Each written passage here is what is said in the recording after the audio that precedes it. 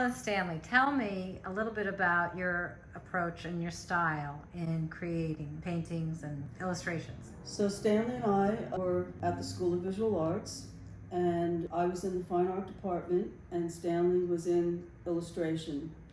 We met at the school. At the time, Marshall Arisman, who's now head of the master's program, was chair of illustration.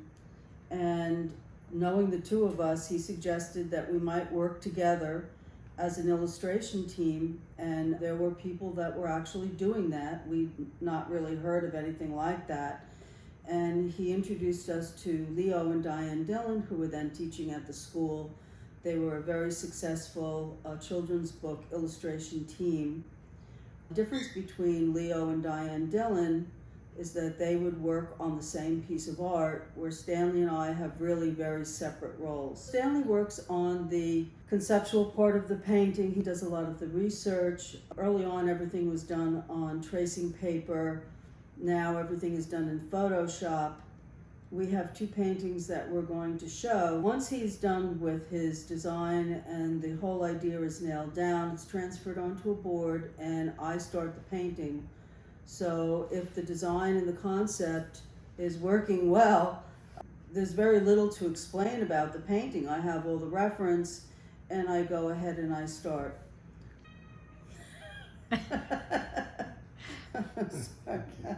I'm a New York City boy, being obviously interested in art.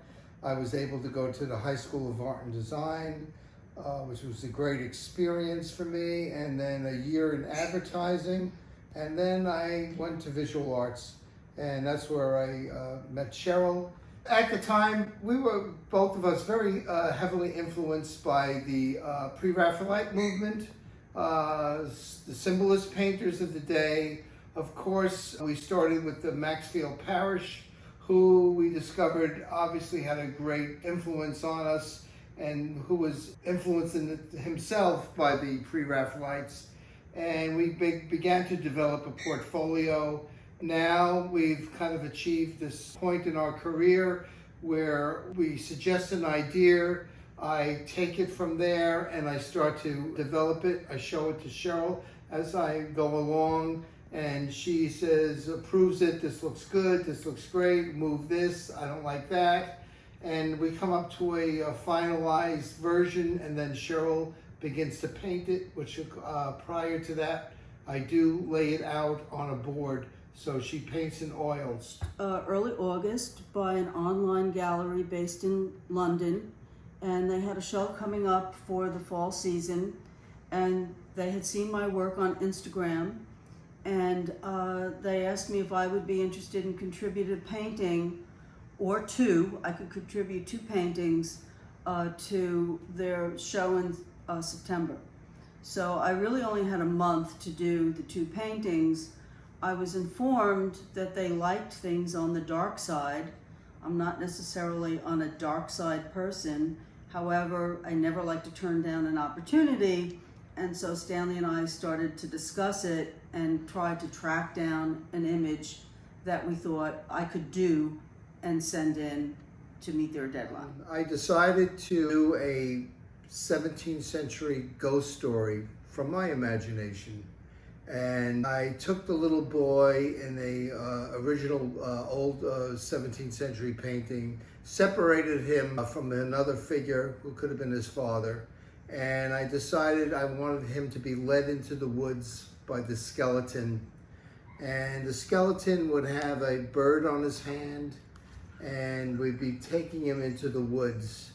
He would have a little cart with him with strawberries or berries that he collected, a little rake, kind of a very pastoral scene, but yet it would transcend into a much more ominous painting on the left. This was the original painting I separated the little boy from. You can see it has pretty much everything I used on the right side of the painting that I kept. The only thing I did want to change was what was in that wagon. Some of the trees I found in a 18th century painting that I thought were very interesting with lighting, and I thought that would work pretty well on the left side of the painting. These are little birds that I added to the little cart that the boy had, And again, I thought of giving it a little more of a cheerful mood to it. I didn't want it to be too depressing or macabre. There's raspberries and strawberries in the little garden cart with the bird. Then I came across this fabulous skeleton painting, and I said, there's my skeleton. This is the guy that's going to lead the little boy into the other world, I guess. And so I separated him, and I started to play around with different angles of the skull. I made sure that Cheryl had enough reference for the torso, for the feet, for the hands that are going to be holding the little boy's hand. Then I imposed the hand with the photograph of a little child's hand. I did this again with another reference shot. Then I looked for the bird that was going to be perched on the skeleton's hand. Again, I didn't want to do something too macabre by adding a bird of prey, especially a raven or crow. So I decided to use a much more colorful bird. And as you can see, they're perched, and I turn the skull's head so it has a kind of interesting gaze with the bird, and at the same time the little boy is gazing at the bird. It's a little more of a close-up of that reference. And the little boy now, you could see holding the skeleton's hand. You can see a little rake in his hand. Now this is all on the right side of the painting. Now this was Cheryl's idea. So when I was working on the painting, for some reason, and this often happens to me in the middle of the night, I thought the boy should have a dog. And I recalled seeing a nice little dog in an old painting when I was rummaging through the books looking for inspiration for the painting. I really love the dog. I think it gives a... Also, I want to say, as a painter, I get very involved in the use of color and glazes. And I think what's very beautiful is there's a very pastoral scene here with the wagon and the rake. You can see there's a little sailboat in the background. So this feels very comfortable.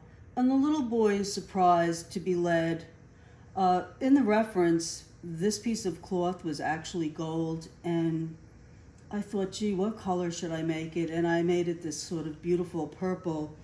And again, I'm picking up this much more murky background, not really sinister, but where the transition, almost in the middle of the painting, where there's a crossover.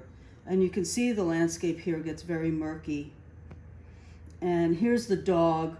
These flowers are probably not realistically in scale, but I really liked the way they looked. I wanted that bigger shape and the purple. And so I'm repeating reds, purples, whites, and of course the green of the background. So it feels like, and they've tied in the red. Mm-hmm. Oh, Almost absolutely. like a little triangle. Absolutely, right? absolutely. The red shoes, the red wagon, the red shoes, the red bird, repetitions of purple.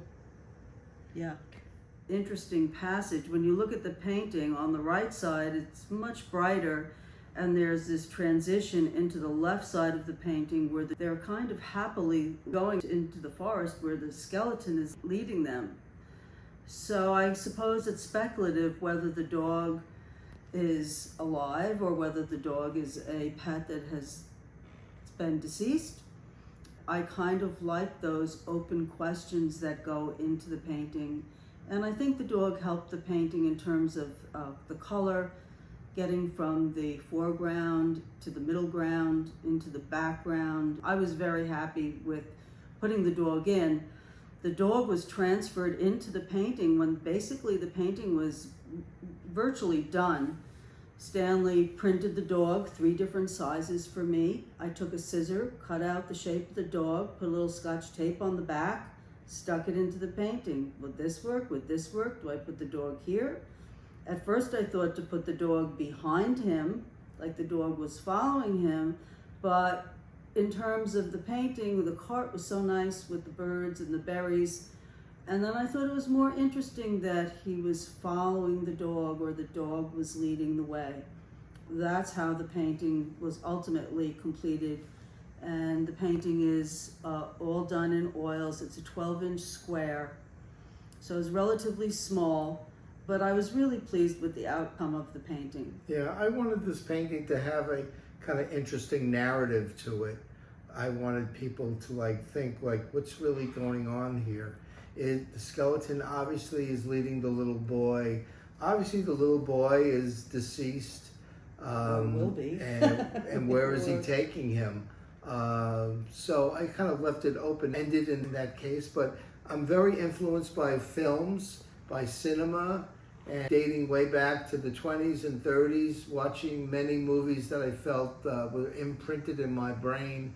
A lot of this stuff comes alive to me when I'm actually putting these things together. So I had an opportunity to enter a second piece into this show, and again I picked a 12-inch square, and now I'm a little pressed for time. So I was looking through a lot of the books when I was doing the first painting, and I have done some paintings based on Vanitas paintings in the past, and I noticed that some of the paintings I looked at, the skull was missing the lower jaw. You didn't see all the teeth, and I thought that was really kind of beautiful in a way.